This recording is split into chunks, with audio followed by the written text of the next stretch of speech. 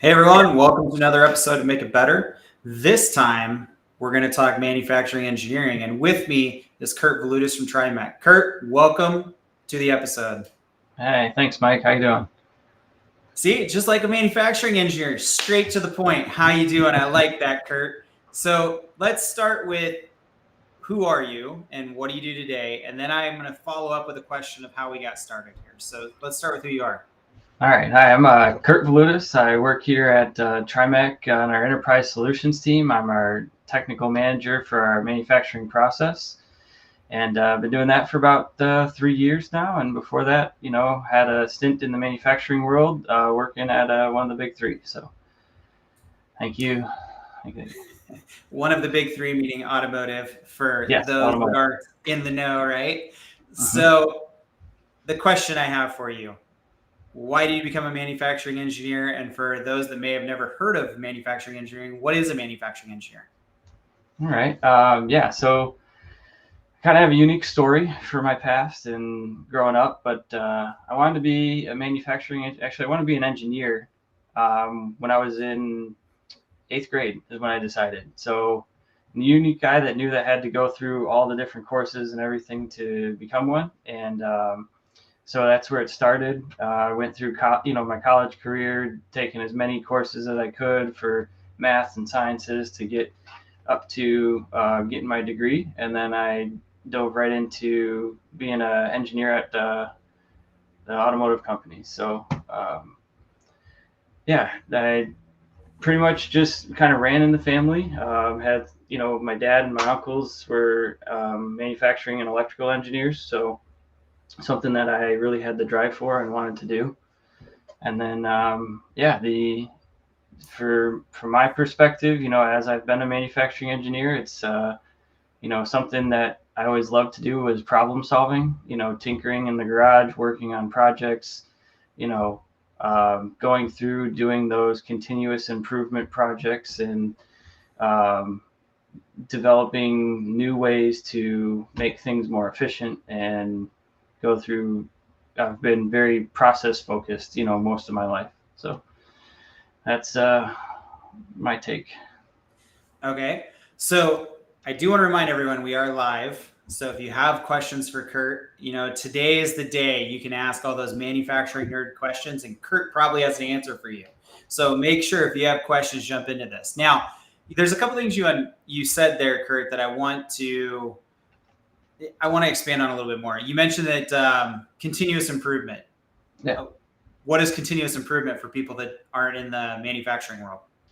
Yeah, well, continuous improvement, in my perspective, would be something where you're looking at a problem, you don't know what it is, or you're looking at a station, a system, when you're out there on the floor trying to figure out how do I make it better? Can I make it more efficient? Can I make it run more smooth? And, dive into some of those lean manufacturing tools that you were trained in your different college degrees or at your current employer to really deep dive into that problem and make it better so that system runs smoother. Okay. We didn't pay him to say make it better, by the way. That just sort of happens when you talk continuous improvement. So, that was just a coincidence. But when we talk about those things, to me, the way that you explained it is more of if you see a problem, fix a problem, right? If Yep. there's something you can do to create more throughput, more productivity, that's really the idea behind continuous improvement. Wouldn't you agree? Yes, I do. Very much so. Okay. So the next thing you mentioned, you like to tinker in the garage. What Hmm. type of tinkering here? Are we doing like Arduinos and robots? Are we doing cars and hot rods, motorcycles, woodworking? Let's talk a little bit about that. How did you get in and be like, you know what? I want to tinker with stuff and I want to make the world a better place. Yeah. So no, for me, it started more on, family, getting me involved in working around the house, doing projects, fixing things, getting your hands dirty. But today I've got a 1974 Bug in the garage, and I like working on cars, helping teach others how to solve those problems, teach others how to do that maintenance and that service to their vehicles to maybe save themselves a couple of bucks.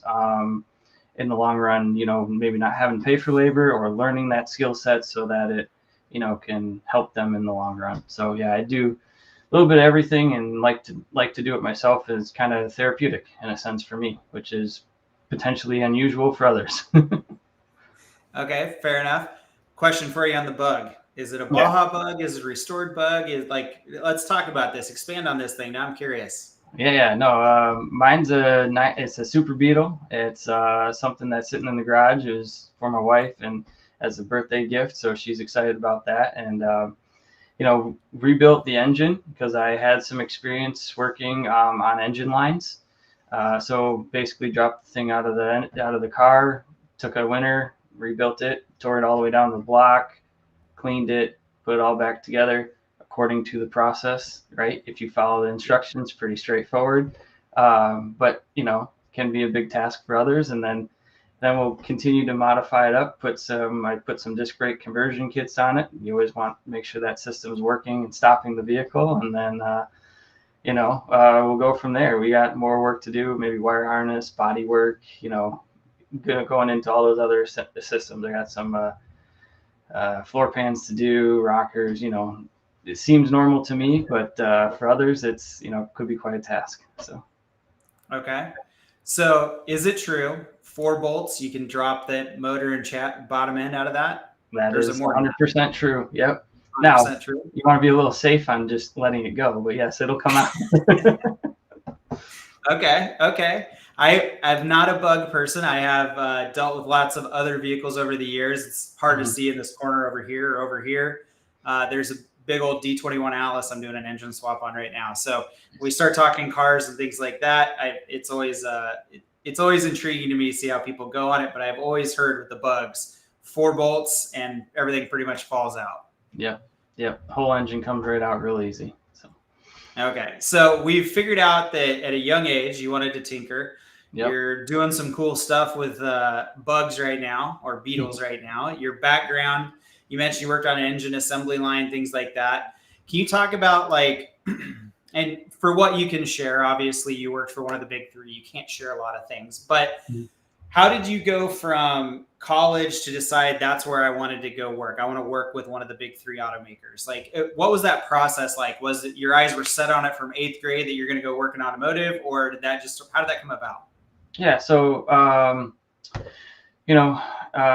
going through college career, I wanted to get an internship, right? So it looked good on your resume. And I got an internship with a company that Trimec acquired back in the day called Ford Vision, and they did a lot of robotic simulations. So I spent a lot of time learning how to program robotics and do that on the computer, which was great. And then what I did was just was through my networking, family, friends, connections, sent out my resume. And I think what happened was at the time, somebody saw my resume at Ford.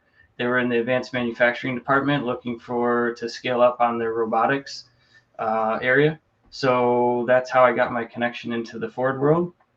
And I found myself in the powertrain organization. So spent some time in advanced manufacturing, helping them with their robotic applications.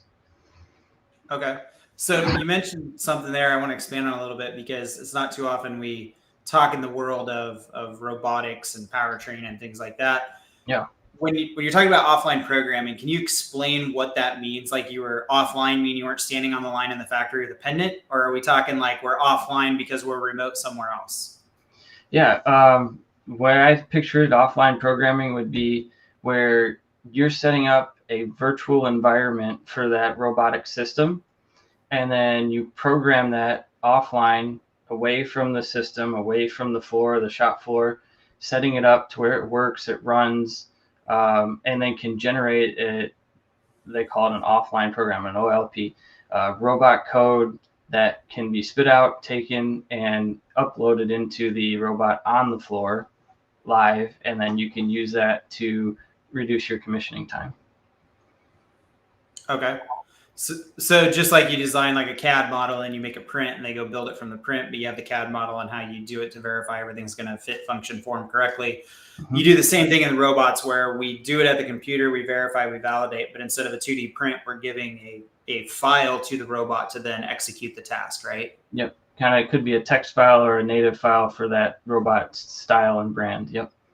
Okay. I'm with you. I'm a little slow. It's Monday morning, but I'm with you. So I noticed in the background, you have like some awards and trophies and things like that. There has to be something that is like stands out as one of the biggest things that you're proud of as far as how you helped a company, improve their process. Can you explain that for me? Yeah, one of the ones in the back here is one of my favorite awards that we got is a flexible vision inspection. So it was one that I found most rewarding, most exciting to work on. It was a R&D development, research and development project that we took kind of from the ground up using collaborative robots paired with vision systems to inspect end-of-line components for quality checks or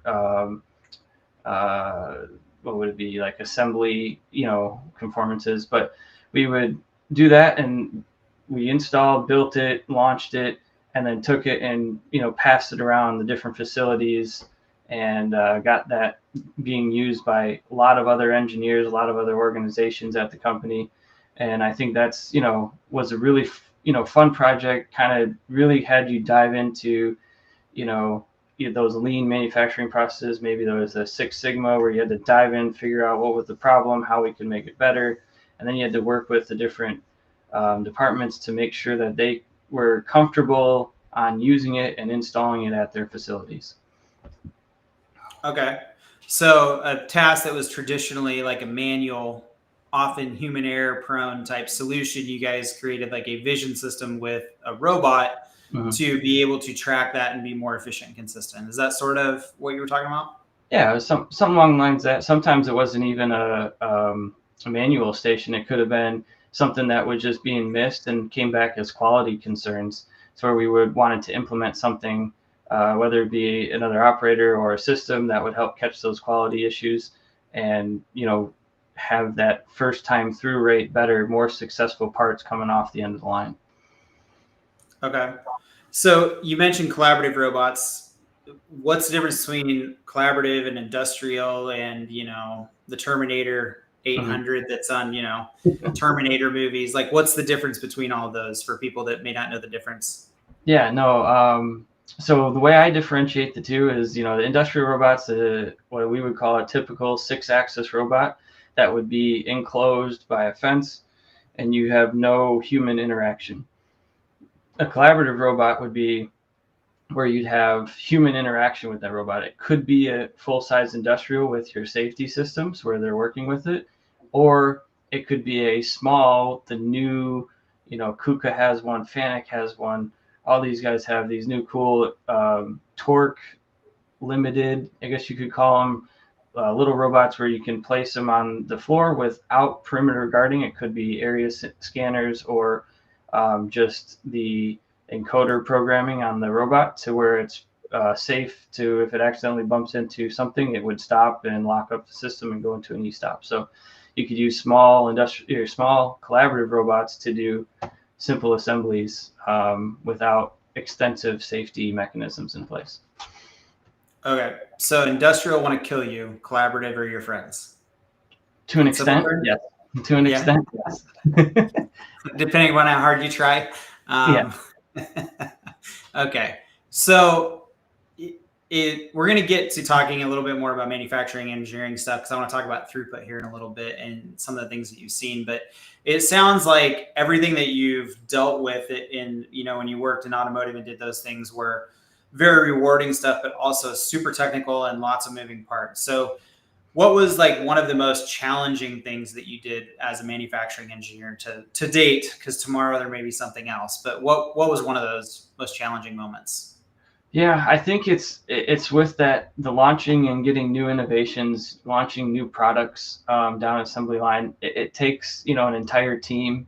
It takes a lot of moving components, a lot of different organizations. Whether you have ergo, control, safety, everybody together to make sure that that system runs and performs the way it needs to. So it's just it's quite a organizational focused effort, and it just was fun to be a part of. So Okay. So, question for you. mm-hmm. As engineers, we often aren't the most outgoing humans on the planet compared to others. And you mentioned, as a manufacturing engineer, we're working on lots of cross-discipline type components. Could be mechanical engineers, industrial engineers, Mm-hmm. could be, the person doing maintenance on the shop floor. How did you find a rhythm to be able to communicate effectively? Because if the point is to make a better product and move the world forward, but we have all these different groups that are sort of in their own silo, if you will, Yep. how did you find the right skill set to be able to champion that common plan to get whatever you need going forward? Yes, it's a great question. It's a tough one because I'm sure everybody will answer it a little bit differently. I found that what worked the best for me is one of the reasons why I went into manufacturing was to have the balance between working from my desk and working out on the floor, the shop floor, like walking around, seeing the issues, seeing the components, talking to the other people, whether it be, your controls engineer, your safety team, your operators on the floor, trying to figure out what they're struggling with and making sure that everything comes together. And I think the best way of solving those problems was to communicate, talk about it, collaborate in the sense to where you find the source of the issue or the problem, do your problem solving, figure it out, and then get a group of people together to help make that better. So you don't throw tools and wrenches and use every curse word in the book. You actually communicate like an adult. Is that what I'm hearing? Yes, that would be the most politically correct approach. Yes. Okay. But I mean, look, as a manufacturing engineer as well, I love spending time on the floor and then coming to the office and solving problems. I'm in that same boat as you.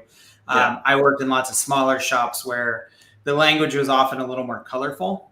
So I'm just trying to figure out if like big companies behave the same as very small companies sometimes when it comes to the problem I'm having and how we articulate that effectively to move the ball forward.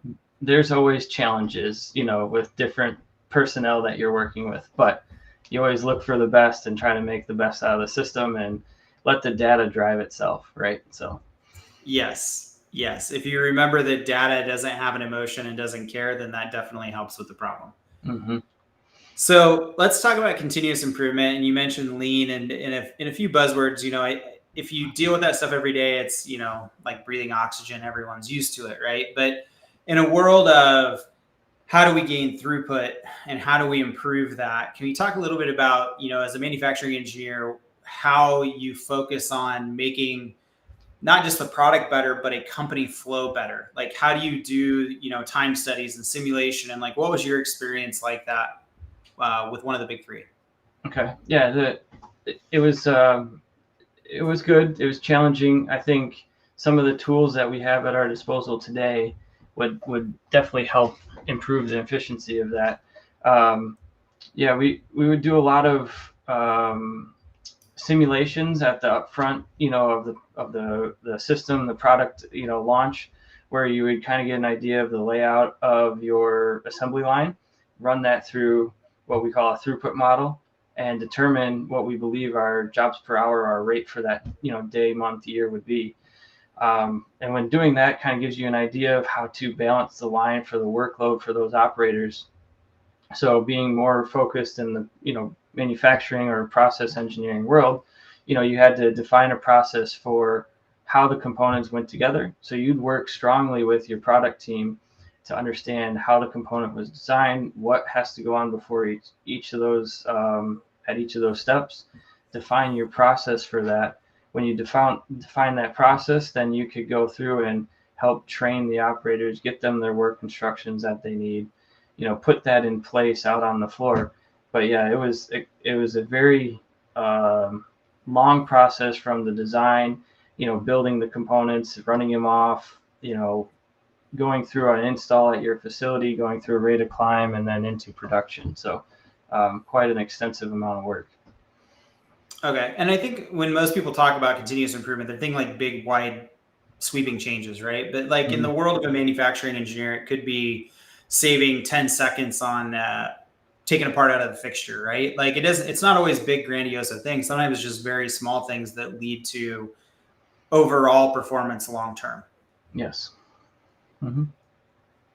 You got to give me a little more than a yes, man.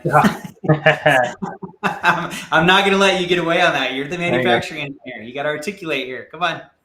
No. Yeah. So, I mean, a lot of times you would go through, or at least I would go through different things where, if you're trying to shave a second or two here and there or rebalance something, we would go into, I would specialize more in automated stations. So I would look at auto cells with their robotics, press units, spindle rundown, different things there.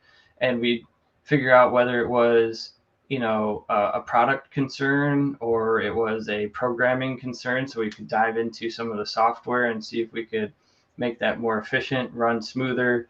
And then you could also add in different, steps or features or applications to help the assembly process go quicker if needed. And then, if you go into in more of a manual process, you look at how to balance that line, whether they're able to accomplish their task at the amount of time that you allowed them, or if we need to rebalance, move a component upstream or downstream to really, get the most out of that, section of the line, that area, which it then impacts your throughput of the entire system. Good job. That's better than yes. There you go. So, so when you think about improvement, you think about those processes, right? I think some of it comes into ergonomics too, right? Like how do people, can they stay consistent through an 8-hour work shift? Like coming in on a Monday morning and working is probably different than coming in on a Friday morning after a Thursday night football game, right? Like those are, the human condition comes into this too, right? When we talk about making everything better. Mm-hmm. Yeah. Yeah. So, I mean, ergonomic comes into play when you're designing a station or a system, right? So like you can look at it from different perspectives, right? We can do it specifically solely as a workstation design. And do we want to optimize that station for the assembly portion? And while you're doing that in the order of those parts, you can look at what's around them, find out, are there components to his left or to his right that are easy to access, to grab, to improve that process. And then we also want to make it ergonomically friendly, so where it's safe for that operator and those people to execute that repetitively throughout the day.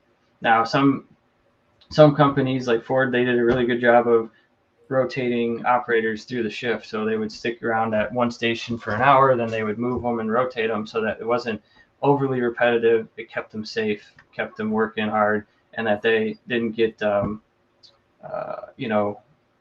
I guess you would call it like mind numb, doing the same task over and over again.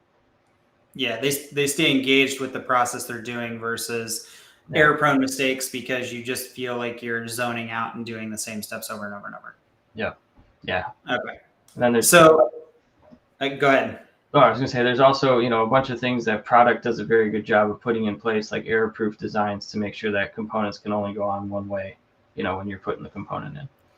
Yeah, and I think that's part of it too, right? Everyone wants to design the cool widget, and then they want to look at the cool widget when it's done. Mm-hmm. But there's a big process to making a really good, desirable product that goes to the market that consumers buy.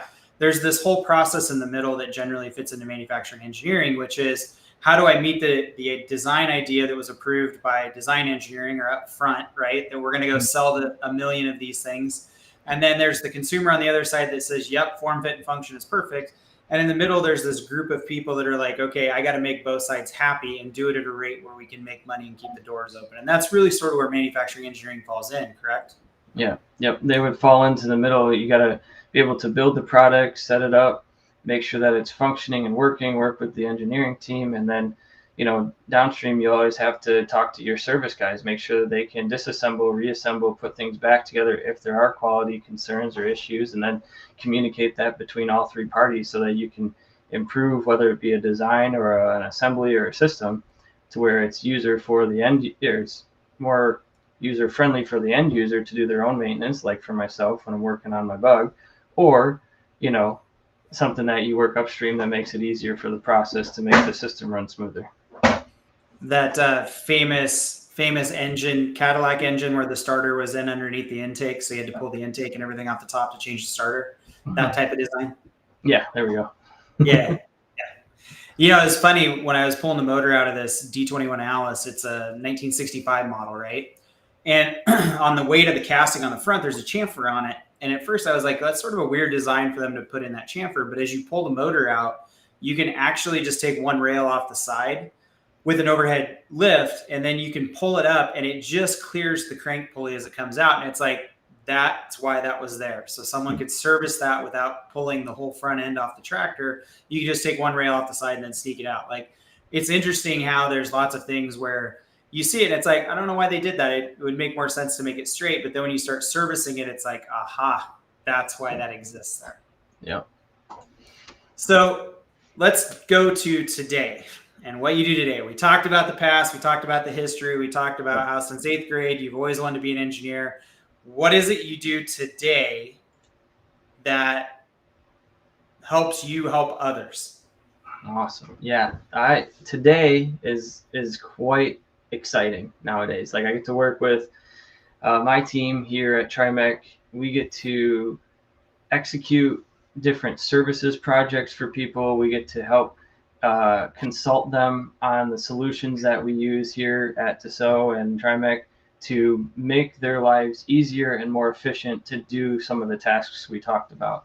So we specialize in a lot of things like throughput modeling and robotic simulations and augmented reality and all sorts of things. So today I've run a team that does those tasks, and we like to pair that with the offerings that we have here through Dassault, and teach people how to leverage those tools to get away from the everyday, hey, we're just going to use Excel, hey, we're just going to use a pen and paper to mock up our solutions. We're going to do it more digitally with the traceability and the ability to scale and execute these things more efficiently throughout our company moving forward.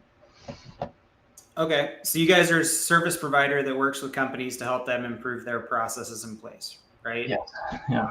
Okay, so we've talked about the previous. So how has your previous experience helped you today to help your customers? Yeah, no, that with all those experiences working with our controls teams and safety process, walking around in the plant, right? I have a very good understanding, very good comfort level with seeing how manufacturing runs out on the shop floor, to where I can speak to people, talk to them with hopefully some level of knowledge that makes sense to them, correlates with them, and we can find that right solution in place to make those improvements to those potential problems that they have out on their floor. Okay, so you being able to talk the talk and walk the walk gives them comfort to quickly get to, here's the challenge you have, I understand it, and here's how we're going to help you improve it. Is that sort of the realm that gives you benefit? Yep, I think it gives the most benefit. It allows me to relate to everybody, and hopefully there's they're understanding or seeing some of the background and the skill sets that I've gained over my years to give them the confidence that this will be an easy lift, the ability to implement this with their team, train their team to be able to execute it. Okay, so when the customer says, hey, I need you to help me model up this left-handed crescent wrench, you're like, haha, funny, I'm not the new guy going and searching for a tool that doesn't exist, right? Yeah, at least I know what the wrench is to start with, so that does help. Yeah, absolutely. So in all of that time, we can't talk about customer specifics. Obviously, you and I do some work together outside of this discussion with companies. But what are some of the meaningful things in a general term that you've experienced where companies are looking at new methods to solve a problem, and that aha moment goes off? Can you think of any of those offhand in a general sense? Yeah, I think some of them are there's usually, I got I'll give it 4 buckets, right? There's, like an operations or process engineering, which is usually when you have an organization that's looking at implementing a PLM, product lifecycle management system.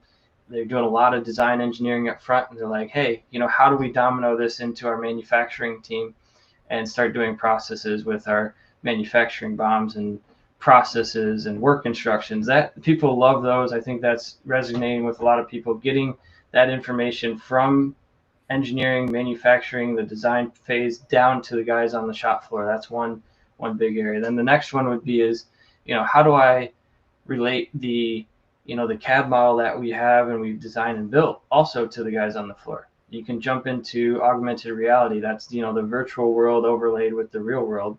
That's pretty cool. People think that's kind of like a light bulb, like, oh, wow, didn't know we could even do that. And then you got the other ones where, what I think is pretty basic, pretty straightforward, which is what we've talked about a little bit, which is, throughput modeling, just virtual factory, getting maybe a point cloud scan of your facility and solution, in your areas to, enrich that in a 3D environment, or build a robotic simulation, or do those workstation designs to, test your ergonomics to make sure it's safe for the operators. So I think those are the areas that are the most focused on today right now, is more a virtual factory and process engineering, kind of connecting the dots between design to the shop floor. Taking all that information and then communicating it, but being able to make money on the back end, right? Yep. Okay, so we've talked about offline robot programming. We've talked about, virtualization of a plant or a factory or throughput. We've talked about taking the process of how we build it with work instructions, putting it together.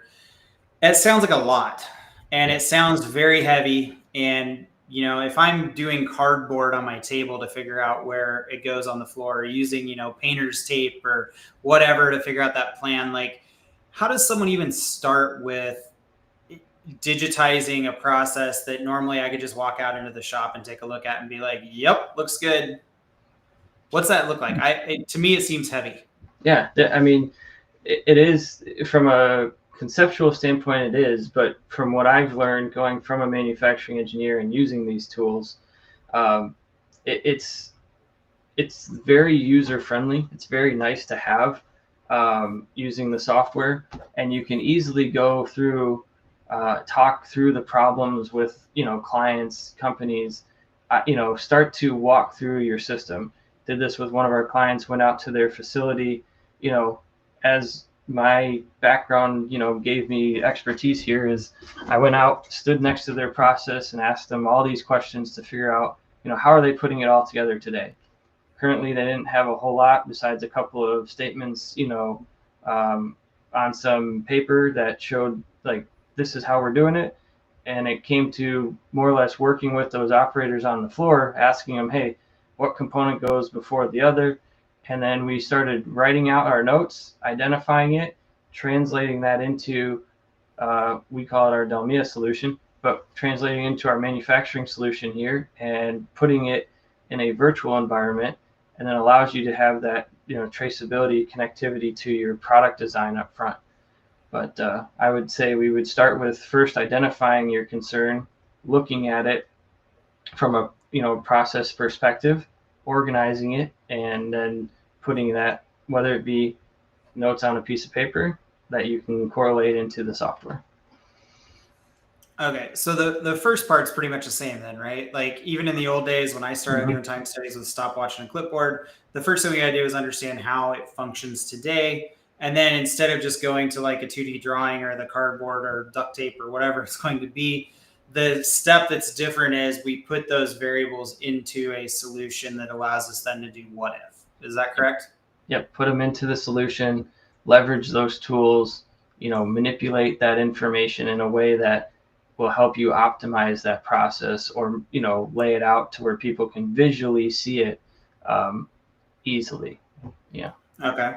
Does that, in your expertise and your time, does that help save money for a company? Because taking things offline and doing what if in the real world seems like it's a pretty expensive proposition versus doing what ifs virtually. Yeah, I think it would end up saving time in the long run, because it's, it's so quick to load it in there. You can then take and do all these different scenarios with it. So you can do a lot more faster with the software than you can writing it on a piece of paper, documenting it, sharing it with your team. Here, you put it into the software. It's easy to share with your team, to share with the different organizations, and leveraging that data. Okay. So it sounds to me like, if you think of how the world works, the manufacturing engineer is sort of the boots on the ground. They're the people that do the triage and the what if and try to keep the machine moving forward, right? That's sort of, if you think about it, like they're the EMT of the manufacturing world or the engineering world, where they're always constantly solving problems and trying to make the world a better place. Yep. Yeah, no, it'd be like I used to joke back in the day where it was like, yeah, we were, engineering firefighters. You go and find the next issue, help the team solve that problem, make that system run and as smooth as possible to where you get the most production out of that line. Okay. So what would you tell someone who's thinking about getting into manufacturing engineering? Besides run, what would you say? Well, I mean, yeah, if you're getting into it, it's really cool. I mean, you want to have, understand that it takes a lot of hard work. It can be a very great career. I mean, it's gotten me to where I am today, and I'm grateful for it. But you have to really love problem solving every day, right? If you don't enjoy that, it might be a challenging career, along with, the mathematics, the, physics, the, other technical background that you might need to have. You really want to make sure those things are stuff that you love to do. And then it also gives you a very good balance of being, at your desk at the office, and then also going out to that floor and interacting and collaborating with your friends out there working every day, putting it all together. So it gives you a balance of not being in one area at the same time. So you get a variety of work that you're doing. It always seemed to me like we were talking about before the call, I'm not everyone's cup of tea, if you will, right? But I think in some of that, if you've been a manufacturing engineer and you focus on, putting out fires or doing triage or any of those things, your mind sort of rewires itself to always be looking for improvement. And even though we had a big win yesterday and the world's working fine, tomorrow is a new problem to solve. And I know, like myself, I'm always like, yeah, we did that. That's great. Like, let's keep moving forward.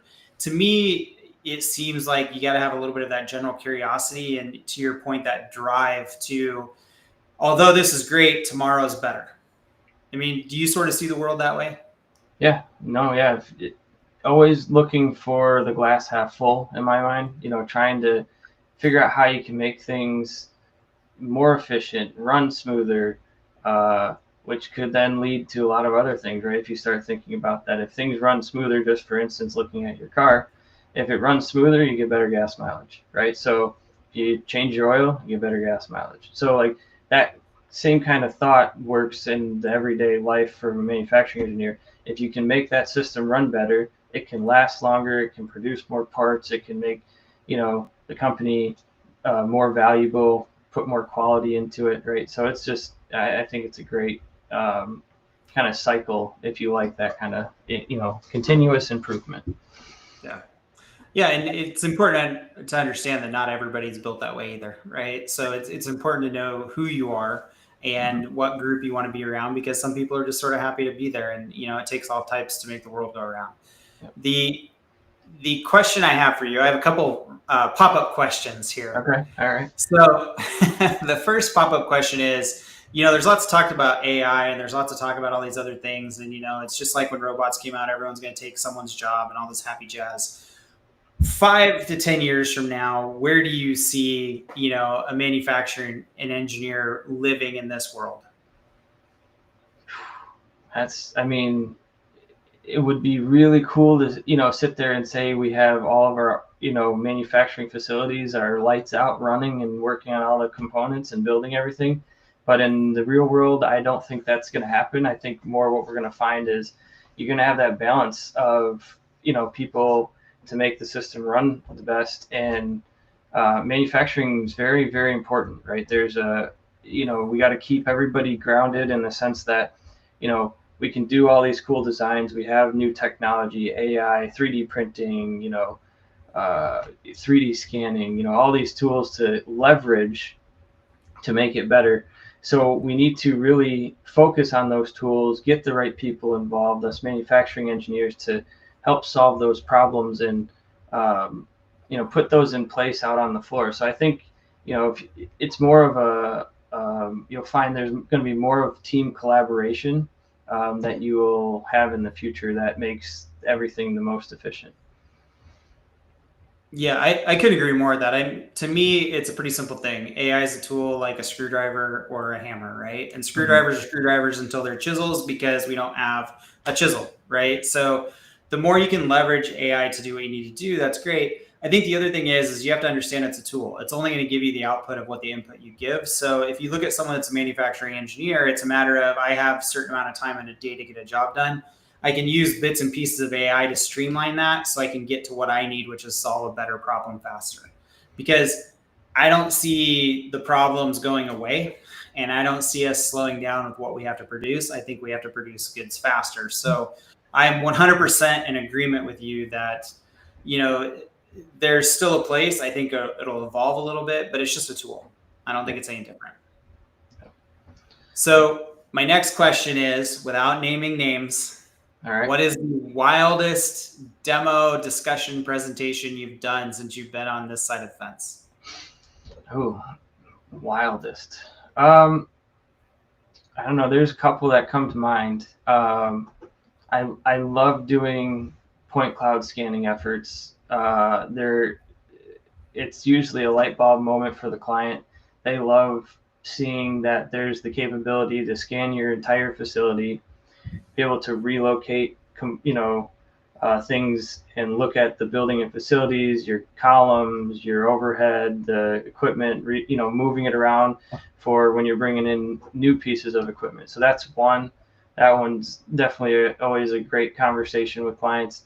The other one I would say is when you get really into the technical weeds and everything of the product connected with the manufacturing world, you can have different configurations and multiple different models of maybe vehicles or assemblies put together, and how you can then filter and create your processes through that. I think those two are the highlight right now that are the most fun to talk about. Fair enough. I've been on this journey here lately with data centric, right? And you think about, I'm of a certain age group, however you want to call it. And I remember starting out in engineering when you didn't have internet. You went to the back of the room to the quote unquote library in the back, and you pulled out what your part numbers and documents were, and then you wrote them down, right? Yeah. And as of late now, it's, look, I can click on this CAD model and everything for the history is all right there in one spot. I have all my different languages of documentation. I have installation instructions. I have change management issues. I have the nested sheets for what I laser cut. I've been on this journey of talking about data in a holistic sense, bringing in all the pieces that you've talked about today. And to me, that one's pretty cool. So yeah. I have to share because I asked you. I can't just ask you and then not share myself. Nope. So love it. So you work at TriMech. How do people get a hold of you? If someone wants to know more, they be like, man, Kurt said some really cool things. I want to pick his brain. There's some things that might be able to help with. How does someone get a hold of you? Yeah, I mean, I have my LinkedIn page out there, which people can easily, shoot me a message. I don't know what other contact information I have there, but shoot me a message. I'd love to chat with you and connect with you. We also have, a couple of links from our TriMech website, which will get you to our enterprise solutions and to our team. So if you feel free to, scan that QR that is on the screen here and connect with us. We'd love to partner with you and show you anything and everything that we can do and work with you guys. And then after that, connect with your Dassault counterparts on Mike's side here, and we're partners with the Dassault team, so we love working with Mike. Well, thanks. You're one of the few, so I appreciate that. So I got to pay the bills here. We are on Spotify now, or any place that you would capture your favorite listening version. So we do have that here available as well. This will always be up after. So if you have any questions or want to follow up, definitely reach out to Kurt or any of us and we'll help you. The one thing I do want to say is these episodes are live, and we really do appreciate you guys jumping in and having conversations with us. So with that, Kurt, got to get you back up on screen, my friend. Can't thank you enough. We look forward to working together, and you and I have some discussions later on this week, so we'll just keep going what we're doing. Sounds great. Thanks, Mike. Appreciate the time. Awesome. Thank you, everyone. See you next month.